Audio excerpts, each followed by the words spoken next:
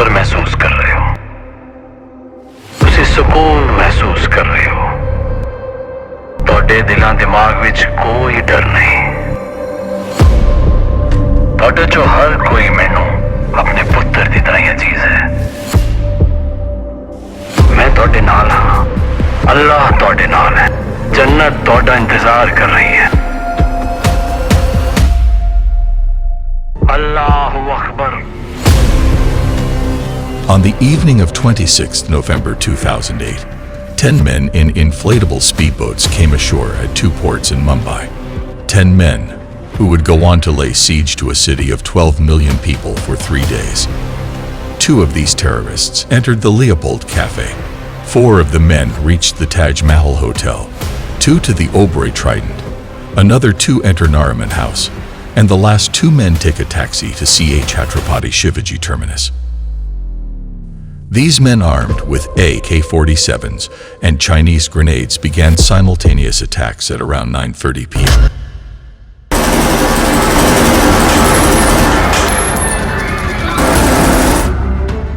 Ismail Khan and Ajmal Kasib entered the train station and opened fire, shooting blindly and throwing grenades.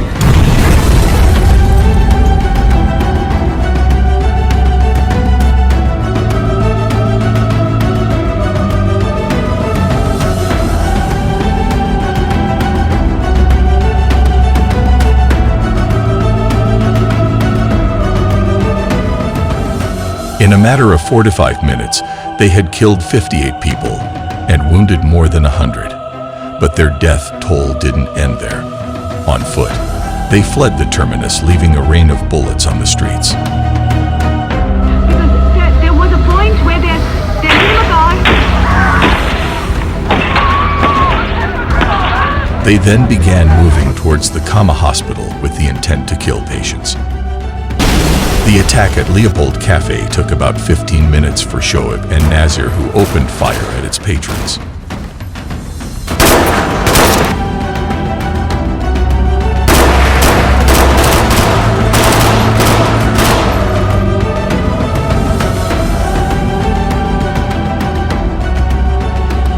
With the explosion of 2 bombs that went off in the city, began the hostage crises at the Taj Mahal Palace Hotel, the Oberoi Trident Hotel, and Nariman House, a Jewish center. A total of 6 explosions inside the Taj Hotel took out an entire floor, while the terrorists moved upwards, taking hostages, and guests barricading themselves inside their rooms. A similar pattern of movement was noted in the other 2 locations. For 3 days, 500 people were trapped in 3 different locations in Mumbai.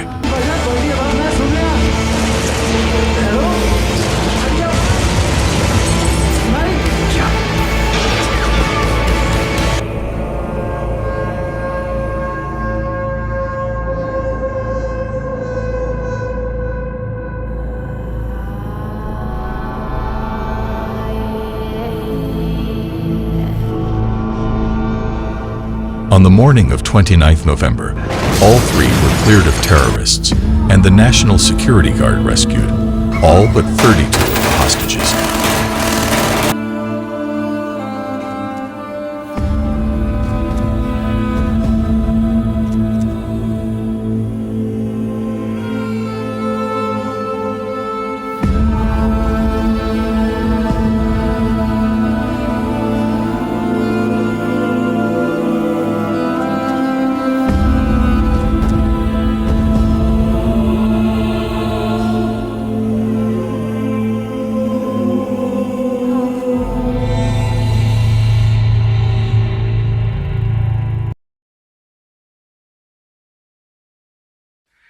November 26, 2008. A man in Lahore, Pakistan receives a long-awaited text message. It says, "Turn on your television." As a teenager, he lived in Philadelphia with his mother.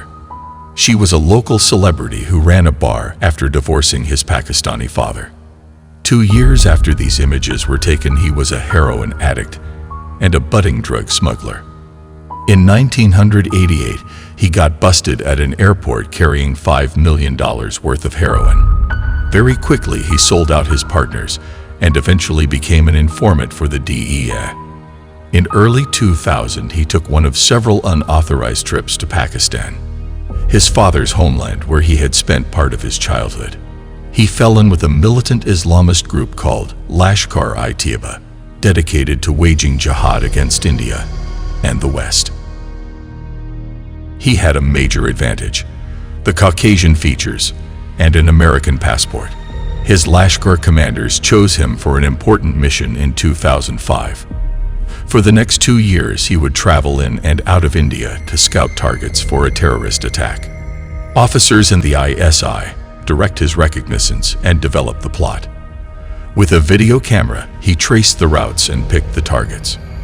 With his work done, he went back to Lahore and calmly watched TV as innocent people died. Almost a year later, the FBI arrested him as he was planning an attack in Delhi. Only then did they learn the extent of his role in the Mumbai attacks. He cut himself another deal, sharing with the authorities his knowledge of his workings of the Lashkar-e-Taiba. An ISI handler and Sajid Mir, LET's foreign recruiter, Headley opened a Mumbai branch office for Tahawar Rana's immigration business. The 10 Lati militants carry out the attacks per the detailed intelligence gathered by Headley during his trips. The intelligence he collected on the Nariman house allowed the terrorists to raid the building and execute its staff, in an act personally supervised by Mir from a command post in Karachi. A total of 175 people, including civilians, security personnel, and 9 of the attackers, were killed in the attacks. Among the dead were 29 foreign nationals. The bodies of many of the dead hostages showed signs of torture or disfigurement.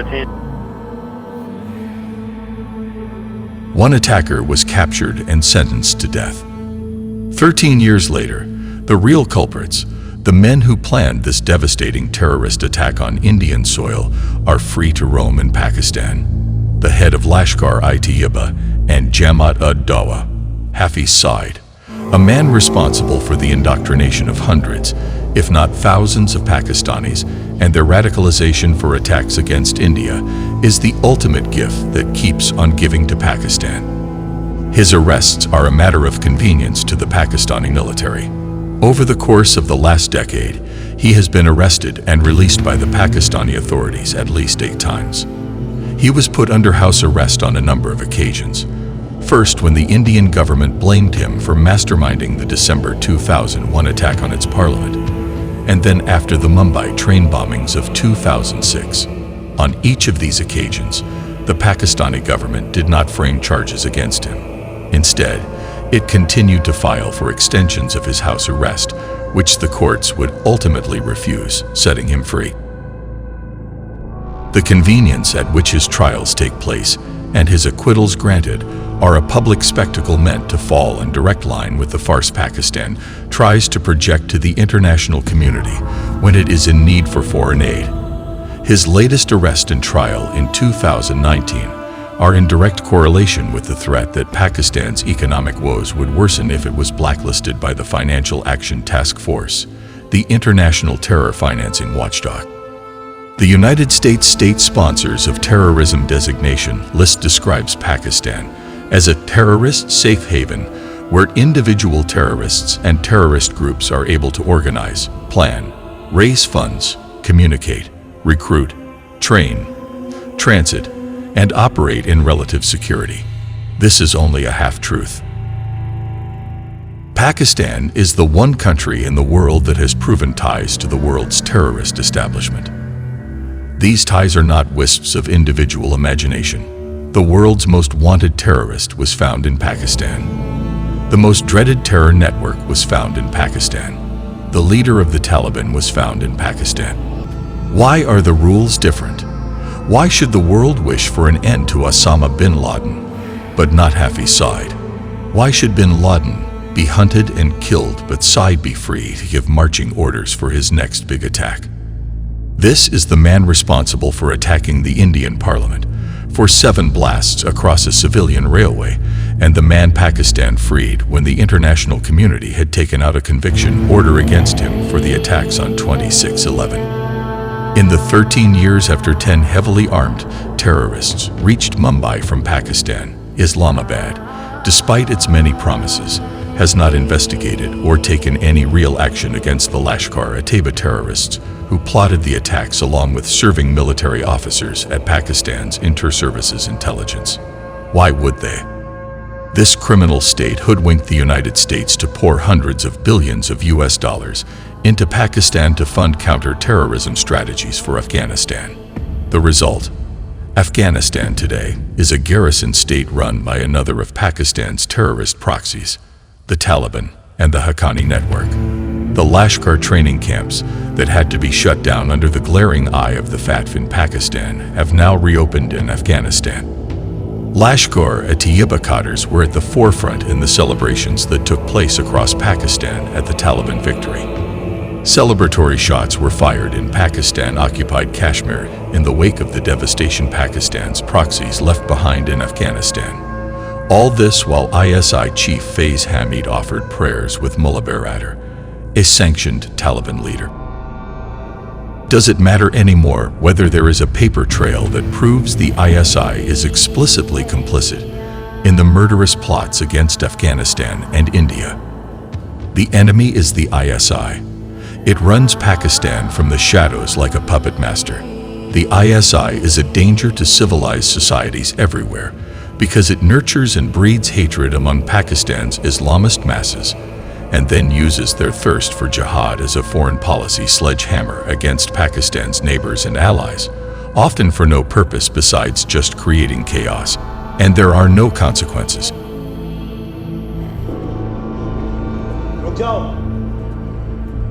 रुक जाओ ना गोली मार देंगे